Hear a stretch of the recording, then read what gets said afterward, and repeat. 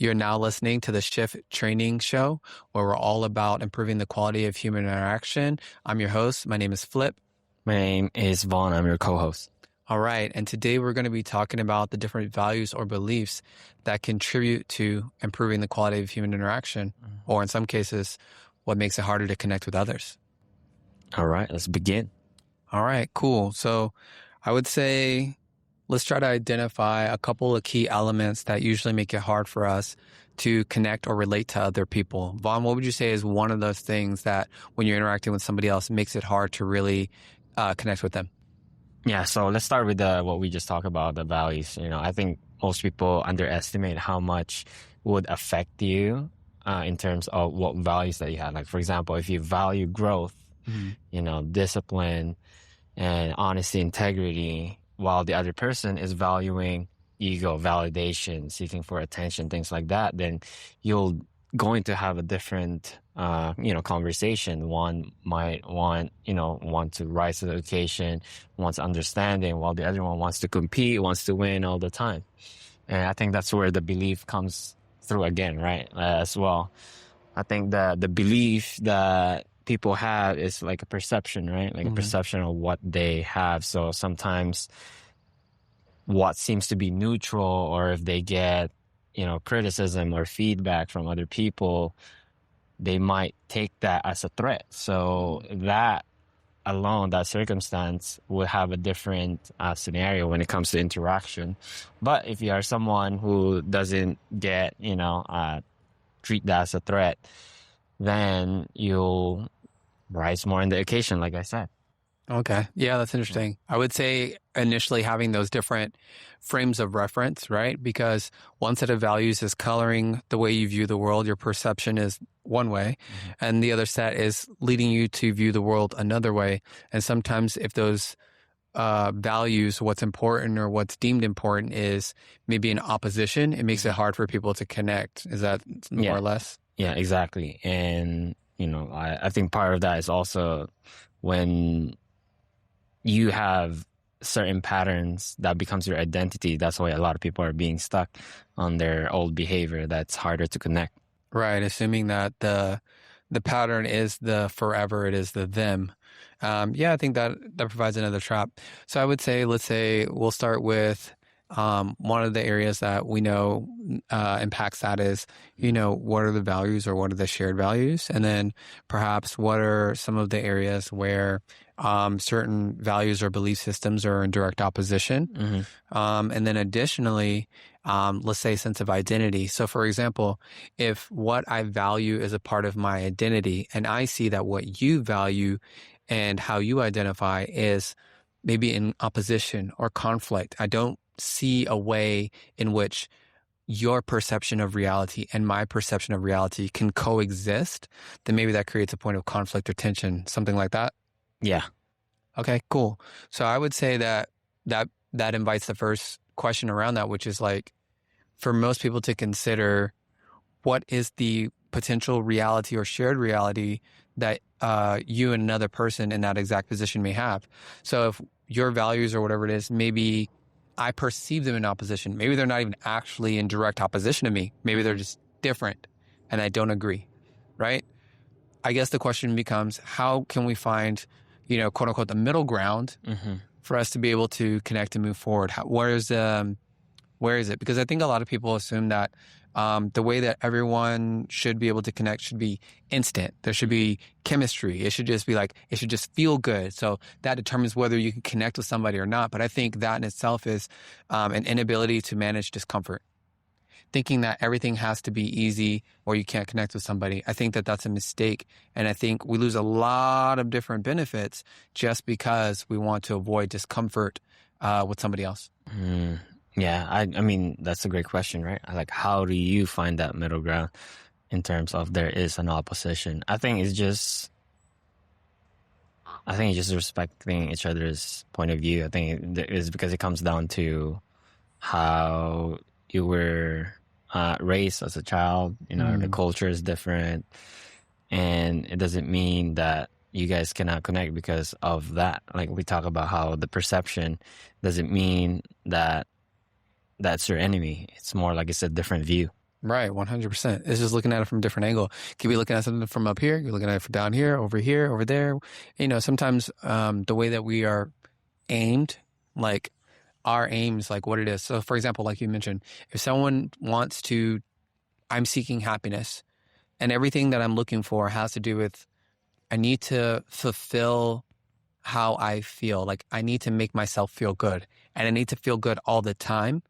That makes it so you can only see a particular direction because of your aim being a particular place. So the target's over here and I'm looking over here. I'm missing everything that I might be able to see or enjoy that's over here simply because I'm so fixated on this one thing that's over there. So I think it's important for us to be able to detach sometimes from the thing that we go, this is the thing, the only thing I need in my life. And it's like, well, maybe not. You don't know. So stop looking over there. Maybe look at a different target, look around and see what else you might find, you know? Yeah, exactly. 100%. I agree. And I think with regard to connecting to other people, I think the way to build that bridge is just to find similar things that are important to you, like understanding the why. Like, yeah, we might have different approaches towards getting to a particular target, but sometimes we do have the same target. Right.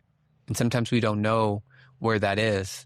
Yeah. And maybe we just think the path is different. Exactly. I think of it more like a basketball, you know? Both of you have different beliefs, values, but the goal is to win a championship. Then it doesn't have to be kind of like the same.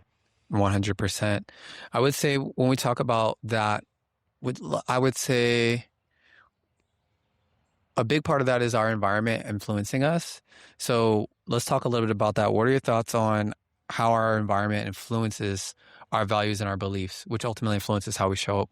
Yeah, I think that most people underestimate how much the environment influences us and how it affects our relationship. So we talk about the values, the beliefs and the patterns that we do, and like I mentioned earlier, when it comes to that, you're definitely going to have a different environment. Like, for example, if you are hanging out with people that are growth minded, disciplined, someone seeking the truth, then you're definitely going to have a different conversation. But if you're somebody who's doing the opposite, then that's what's going to influence you. You know, there's a saying, you know, you're the average 5 people. What was that?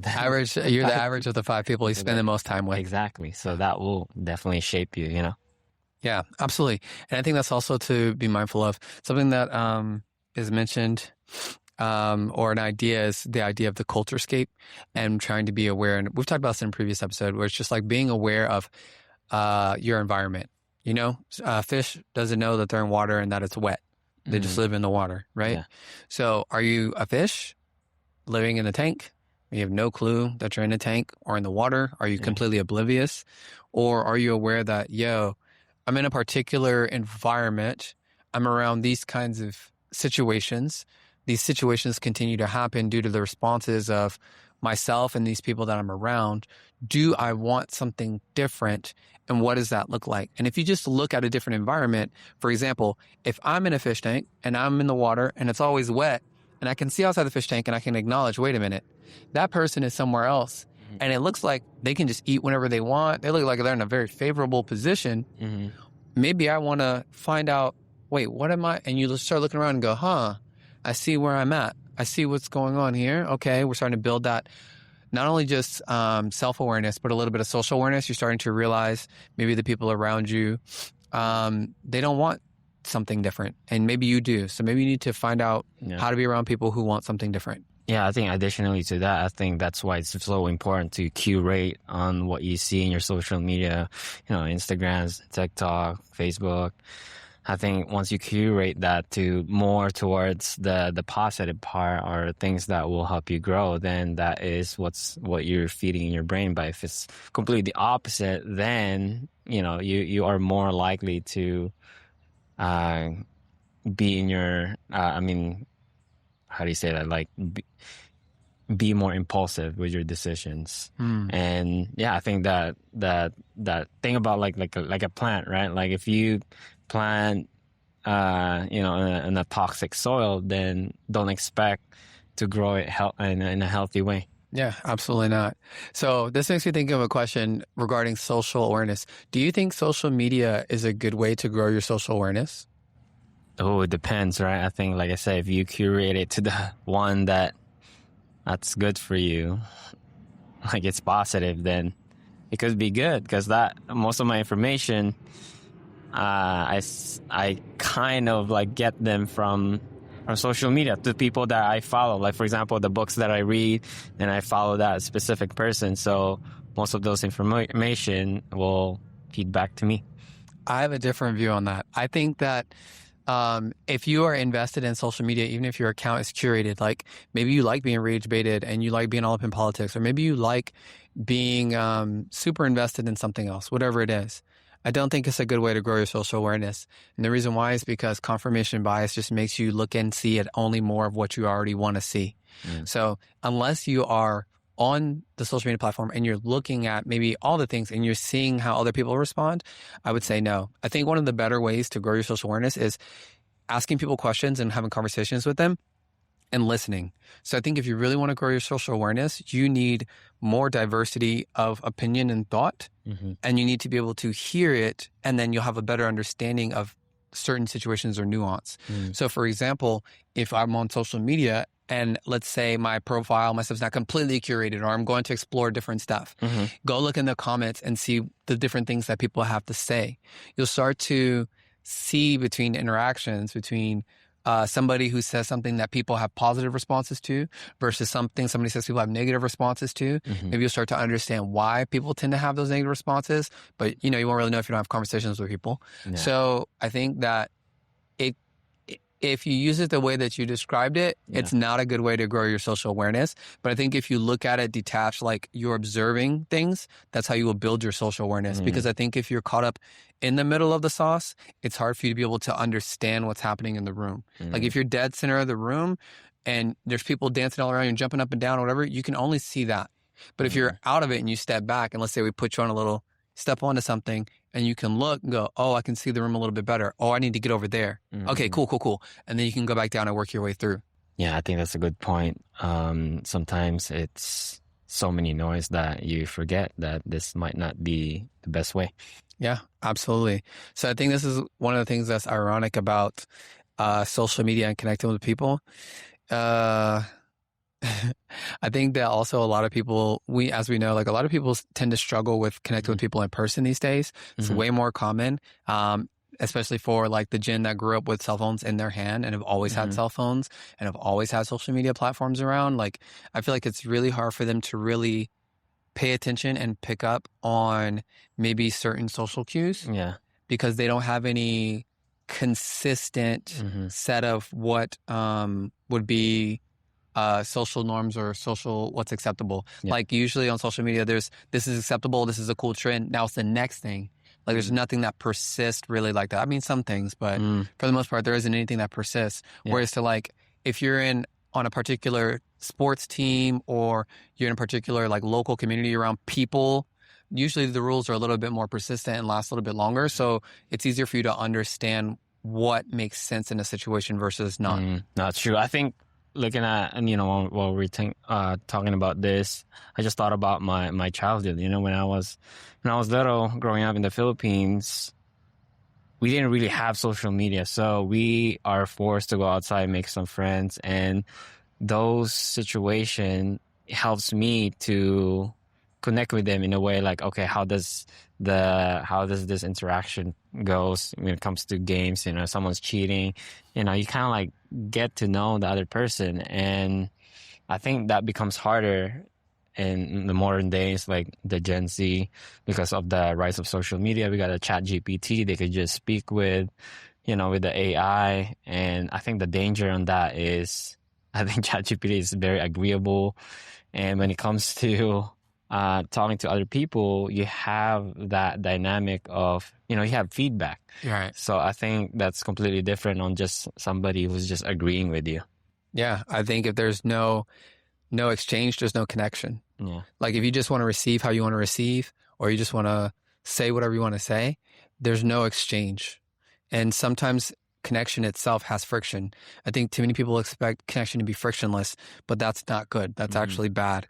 And the quality of what you're going to get is not going to hit as well as you think it will. It might feel good in the short term, but I promise you, it is not going to hit the way you think it's going to hit long term. There are some exceptions, but I promise you, do not be leaning into on this rare occasion that, no, I know this example of so like, don't do that. Like, you need to look at what's really going on, because you're just going to set yourself up for disappointment.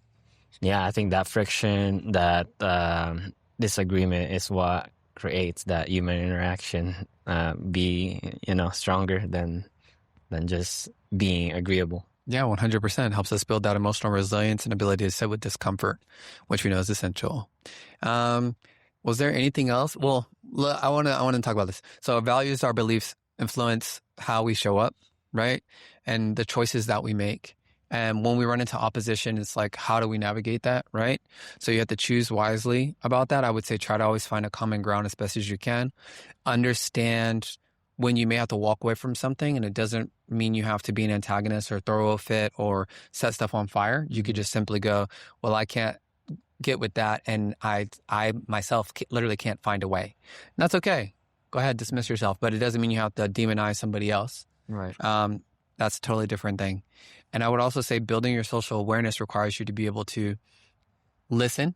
Mm-hmm. So you got to be able to receive more than you trying to get something from people. That won't build your social awareness. You need to really just listen. Just be present, listen, ask questions, really try to comprehend if you want to build your awareness, maybe even of yourself as well, but definitely social awareness if you want to be aware of what's going on. And I think another good example is this, like in salsa and bachata in the dance world. Mm-hmm. There are certain things that you learn to do or not do within that space. Yeah. There are certain things that that are normally maybe even more acceptable or not acceptable when you're in that space or not, just because the rules are different. And I think that in itself, like doing something where you go into a different environment where there are specific rules that you have to learn, that's going to help you build your social awareness as well. Yeah. Was there anything else we want to touch on for social awareness, values, how that affects our ability to connect with other people? I think that's pretty much it. I think I covered the part that I think it's important. Okay, cool. All right, everybody. Well, if you're not already subscribed, like, follow, share, all the things, please do those things. Please subscribe, and we can't wait to see you in the next episode. Have a good one.